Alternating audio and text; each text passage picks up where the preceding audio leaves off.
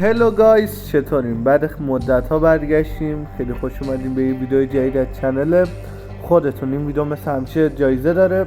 10 تا پک الایت بین لایک ها و کامنت ها، 5 تا بین لایک ها و 5 تا بین کامنت ها. بریم سراغ آموزش. دوستان همینطور که میبینید داخل این ویدیو قرار بهتون آموزش بدم که یه گردونه بزنید. به جای که 270 تا یوسی بریم به صورت رایگان یه دور گردونه شو بچرخونید.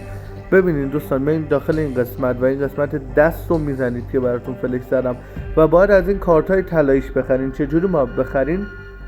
در اولین مرحله باید با فرنداتون که 7 روز آفلاینن مچ بزنید تا بهتون از این پوینت ها بده که به 150 تا برسه تا بتون از اون کارت های طلایی بخرین.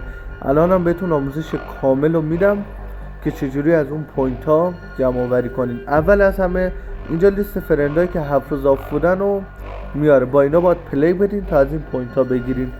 و اینجا هم اگه فرندی نداریم میتونین از گلوبال این قسمت درخواست بدین بچه ها رو و برین لابیشون و باشون پلی بدین دیگه. بعد کلی از این پوینت ها بگیرین بعد هر مچی که تموم میشه و به 150 دونه برسه تا یه دونه از این کارت ها بخریم.